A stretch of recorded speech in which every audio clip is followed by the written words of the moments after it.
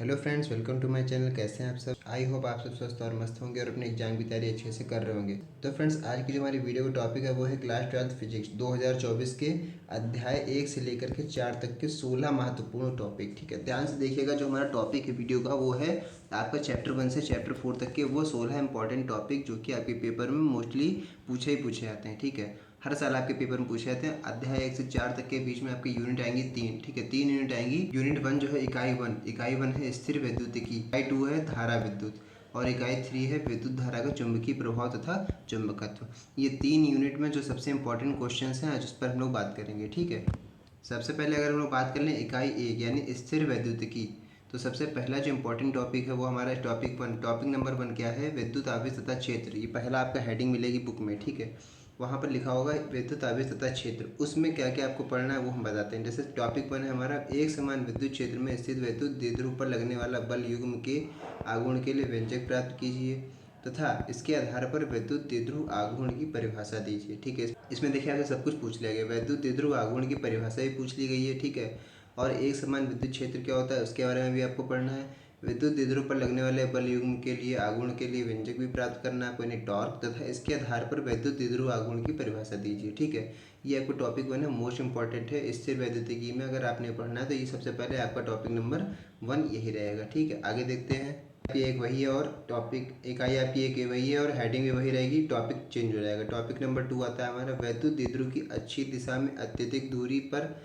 स्थित बिंदु पर विद्युत क्षेत्र की तीव्रता का व्यंजक प्राप्त कीजिए। यानी कि वैद्युत द्विध्रुव ऊपर था, विद्युत द्विध्रुव आघूर्ण यहाँ है वैद्युत द्विध्रुव की अच्छी दिशा में, है ना, अच्छी दिशा में अत्यधिक दूरी पर स्थित बिंदु पर वैद्युत क्षेत्र की तीव्रता का व्यंजक प्राप्त कीजिए। ये आपका दूसरा टॉपिक है, मोस्ट इंपॉर्टेंट है। ठीक है, आपको इकाई 1 में।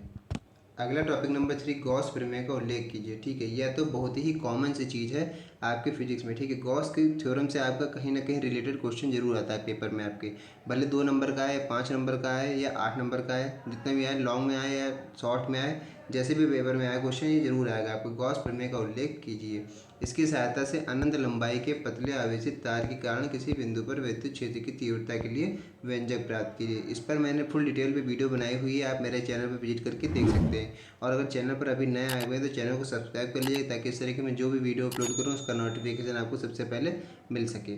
टॉपिक नंबर 4 ये यूनिट 1 में ही अभी आपका चल रहा है। स्थिर वैद्युत के गॉस के नियम को उल्लेख कीजिए तथा इसकी सहायता से कूलाम के नियम का निगमन कीजिए। स्थिर गॉस का नियम आपको लिखना है और कूलाम के नियम का निगमन कीजिए। देखिए, इसमें आपसे 2 क्वेश्चन पूछ लिए गए।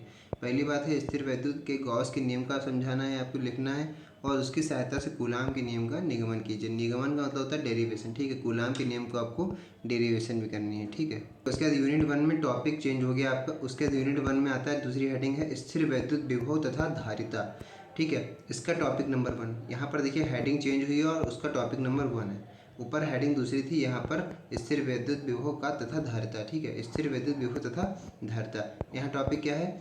समविभव प्रश्न को परिभाषित कीजिए, इसकी 2 विशेषताओं का उल्लेख कीजिए। है यूनिट 1 में ही लेकिन टॉपिक चेंज हो गया। ठीक है, टॉपिक क्या है? दूसरी हेडिंग के अंदर आएगा। समविभव पृष्ठ को परिभाषित करना है आपको, इसकी 2 विशेषताओं का उल्लेख कीजिए। समविभव पृष्ठ आप जानते हैं, समविभव पृष्ठ क्या होता है? इस तरह का अगर मान लेते हैं हमारा कोई पृष्ठ है, ठीक है, गोली पृष्ठ, यहाँ पर जितने भी हमारे विभव लगे हुए हैं, ठीक है, सब पर जो है वो विभवांतर हमारा समान होना चाहिए, तो उसी को हम लोग समविभव पृष्ठ कहते हैं। इसकी 2 विशेषताओं का उल्लेख कीजिए, कोई इसकी 2 विशेषताएं देख लीजिएगा, उसका आप उल्लेख कर दीजिएगा इस पर। ठीक है, इस पर भी मैंने वीडियो बनाया हुआ है, समविभव पृष्ठ क्या होते हैं, आप मेरे चैनल पर विजिट करेंगे, आपको सब कुछ टॉपिक वाइज मिल जाएगा। ठीक है, अगला हेडिंग है वही रहेगी। और टॉपिक नंबर 2 क्या रहा है कि विद्युत द्विध्रुव के कारण अच्छी स्थिति में किसी बिंदु पर विद्युत विभव के सूत्र का निगमन कीजिए। विद्युत विभव के सूत्र का आपको निगमन करना है, किसके कारण? विद्युत द्विध्रुव के कारण अच्छी स्थिति में। ठीक है, और अच्छी स्थिति में आपको विद्युत विभव के सूत्र की डेरिवेशन निकालना है। ठीक है, ये टॉपिक नंबर 2 है। मोस्ट इंपॉर्टेंट क्वेश्चन है, अगर समझ लीजिए पेपर में आएंगे तो ये 5 नंबर से कम नहीं पूछे जाएंगे। ठीक है, तो इस तरह से आपको अपने पेपर की तैयारी करना है कि मोस्टली क्वेश्चन आपके सभी इंपॉर्टेंट ही हैं। ठीक है, ये अगला है टॉपिक नंबर 3, विद्युत द्विध्रुव के कारण निरक्षीय स्थिति में किसी बिंदु पर विद्युत विभव के सूत्र का निगमन कीजिए। इससे जो पहले वाला टॉपिक नंबर 2 था वो था विद्युत द्विध्रुव के कारण अच्छी स्थिति में। ठीक है, और टॉपिक नंबर 3 में क्या हुआ? सब कुछ सेम है, यहाँ अच्छी के लिए क्या हो गया? निरक्षीय स्थिति में। ठीक है, ऊपर ही विद्युत विभव के लिए सूत्र निकालना था, यहाँ भी विद्युत विभव के लिए सूत्र निकालना है, लेकिन यहाँ निरक्षीय है और ऊपर अच्छी स्थिति में था। ठीक है, बस इतना है, ये दोनों आपको पढ़ के जाने हैं, अच्छी स्थिति और निरक्षीय स्थिति। ठीक है, फिर अगला है आपका टॉपिक नंबर 4। टॉपिक नंबर 4 कह रहा है संधारित्र किसे कहते हैं, यानी कैपेसिटर। ठीक है, संधारित्र की धारिता की परिभाषा दीजिए। संधारित्र क्या होते हैं आपको समझना है, किसे कहते हैं, और संधारित्र की धारिता की परिभाषा आपको देनी है। ठीक है, ये भी आपसे 5 नंबर में क्वेश्चन पूछाएगा, 5 नंबर से कम ये क्वेश्चन नहीं पूछे जाएंगे आपसे। ठीक है, अब हमारी आती है इकाई 2 यानी धारा विद्युत। अभी इकाई 1 का सब कुछ इंपॉर्टेंट मैंने आपको बता दिया, अब बताते हैं धारा विद्युत यानी यूनिट 2। धारा विद्युत में क्या है, पहला टॉपिक है विद्युत धारा। विद्युत धारा में क्या है, टॉपिक नंबर 1 अनुगमन वेग तथा धारा घनत्व के संबंध का सूत्र स्थापित कीजिए। अनुगमन वेग क्या होता है तथा धारा घनत्व के बीच में जो संबंध होता है, अनुगमन वेग क्या होता है हमारा Vd है ना, स्मॉल Vd इस तरह से होता है, V और स्मॉल d, Vd लिखा रहता है। और धारा घनत्व क्या होता है, IJI है ना, उसके बीच में संबंध आपको सूत्र स्थापित करना है। ठीक है, तो उसके जो बीच में रिलेशन है वो आप अपना देख लीजिएगा, इंपॉर्टेंट टॉपिक है। अगला है विद्युत धारा का टॉपिक नंबर 2। टॉपिक नंबर 2 क्या कह रहा है कि किसी चालक के मुक्त इलेक्ट्रॉनों के शांतिकाल पर ताप के प्रभाव की व्याख्या कीजिए। शांतिकाल यानी हम लोग इसको टॉर्क बनाते हैं। ठीक है, टॉर्क से हम लोग इस तरह कहते हैं उल्टा जे। ठीक है, तो वो भी हमारा शांतिकाल ही होता है। तो शांतिकाल पर क्या करना है, ताप के प्रभाव का व्याख्या करनी है आपको। ठीक है, फिर अगली हमारी है विद्युत धारा की टॉपिक नंबर 3।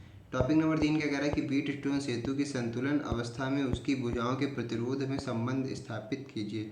व्हीट स्टोन सेतु, व्हीट स्टोन ब्रिज आपने पढ़ा होगा, संतुलन अवस्था ही पहले होगी, बैलेंस कंडीशन उसकी जो होती है। ठीक है, बीच में एक रोशंट लगा रहता है, इधर उधर ऊपर R1 R2 और नीचे ऊपर रहते हैं PQ और नीचे RS, जो ये जो चारों होते हैं हमारे प्रतिरोध आपस में बैलेंस रहते हैं। ठीक है, अवस्था में उसकी भुजाओं के प्रतिरोध का संबंध स्थापित करना है आपको। ठीक, फिर अगला है टॉपिक नंबर 4 धातुओं में मुक्त इलेक्ट्रॉनों के अनुगमन वेग के सिद्धांत पर ओम के नियम का निगमन कीजिए। धातुओं के मुक्त इलेक्ट्रॉन, जो धातुओं में मुक्त इलेक्ट्रॉन हमारे होते हैं, उनके अनुगमन वेग के सिद्धांत पर ओम के नियम का निगमन कीजिए। टॉपिक नंबर 4 हमारा कहता है। ठीक है, फिर अगला है विद्युत धारा का टॉपिक नंबर 5। टॉपिक नंबर 5 कह रहा है कि वैद्युत परिपथ के लिए किरचॉफ के नियमों का उल्लेख कीजिए और इनको परिपथ बनाकर समझाइए। वैद्युत परिपथ के लिए किरचॉफ के नियम मैंने आपको बताया, इस पर भी मैंने सेपरेट वीडियो बनाई हुई है। किरचॉफ के दोनों नियम आप मेरे चैनल पे देख सकते हैं। किरचॉफ का नियम क्या होता है, पहला नियम धारा का नियम, दूसरा होता है वोल्टा का नियम। तो दोनों नियम के बारे में मैंने आप उल्लेख भी किया हुआ, सबको समझाया, डेरिवेशन वगैरह सब आपको समझाइए।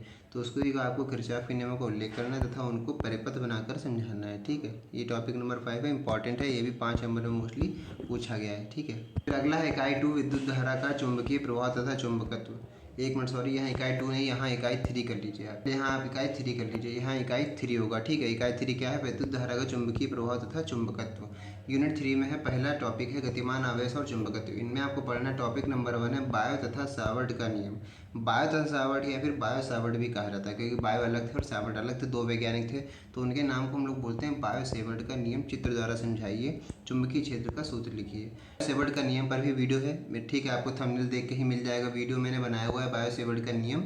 ठीक है, और उस पर जो चुंबकीय क्षेत्र का जो सूत्र होता है वो भी मैंने आपको समझाया हुआ है। तो ये भी इंपॉर्टेंट टॉपिक है, आपके क्लास 12 में बायो सेवर्ट का नियम जरूर पूछा जाता है, हर हालत में पूछा जाता है पेपर में। ठीक है, कहीं ना कहीं से आपका एक क्वेश्चन जरूर बनेगा, बायो सेवर्ट का नियम क्या होता है। ठीक, अगला है यूनिट 2 नहीं है, यूनिट 3 है। ठीक है, ध्यान रखिएगा, गलती से हो चुका है वो मिसप्रिंट। विद्युत धारा का चुंबकीय प्रभाव तथा चुंबकत्व। इसमें क्या है, टॉपिक नंबर 2 एम्पीयर का परिपथीय नियम लिखिए। जो आपको बार बार बताने की जरूरत नहीं है, ये सब कुछ सेपरेट टॉपिक मैंने वीडियो बना रखी है। एम्पीयर का परिपथीय नियम, एम्पीयर के परिपथीय नियम का उपयोग करके एक अनंत लंबाई के सीधे धारावाही चालक के कारण उत्पन्न चुंबकीय क्षेत्र का सूत्र स्थापित करना है। ठीक है, सब कुछ आपको मेरे चैनल पे मिल जाएगा, लेकिन आपको भी अच्छी तरीके से बिल्कुल तैयारी करके जाना है। पेपर में रट्टू तोता बन के बैठिएगा, बिल्कुल सब कुछ जैसे आप क्वेश्चन को देखिए तुरंत आप लिखने लगिए। ठीक है, इतना भी बचा के चलना है कि हर क्वेश्चन का आपको जवाब देना है, और कोई भी क्वेश्चन ध्यान रखिएगा, कोई भी क्वेश्चन आपको नहीं छोड़ कर आना है। ठीक है, कुछ भी आए आपको अगर नहीं आ रहा तो इस क्वेश्चन का थोड़ा उस क्वेश्चन का मिला कर लिख जाइए, लेकिन लिख के जरूर आइए। ठीक है, फिर अगला है विद्यमान आवेश और चुंबकत्व यानी टॉपिक नंबर 3 है। ठीक है, यूनिट 3 का टॉपिक नंबर 3 है। दो समांतर धारावाही चालकों के बीच लगने वाले बल के लिए सूत्र स्थापित कीजिए। इसके आधार पर वैद्युत धारा के मानक एम्पीयर की परिभाषा दीजिए। यानी कि देखिए आपसे दो क्वेश्चन पूछ लिए गए। मानक एम्पीयर की परिभाषा आपको देनी है, दो समांतर धारावाही चालकों के बीच लगने वाले बल के लिए सूत्र भी स्थापित करना है। ठीक है, तो ये इंपॉर्टेंट क्वेश्चन थे जो कि आपके पेपर में मोस्टली पूछे आ रहे हैं पिछले 4-5 सालों से। तो आई होप आपको सारे क्वेश्चन अच्छी तरीके से समझ में आ गए होंगे और आपको पता चल गया होगा कि अब तक आपको यूनिट 1, 2, 3 में आपको क्या पढ़ना है। ठीक है, ये आपके चैप्टर 1 से लेकर के 4 तक मैंने आपको सारे टॉपिक वाइज आपको मैंने बता दिए। ठीक है, वीडियो अच्छा लगा होगा तो वीडियो को लाइक कीजिएगा और इसको अपने फ्रेंड सर्कल में भी शेयर कीजिएगा ताकि आपके फ्रेंड्स की भी हेल्प हो सके। तो फ्रेंड्स बस आज की वीडियो में इतना ही, मिलते हैं नेक्स्ट वीडियो में, तब तक के लिए जय हिंद।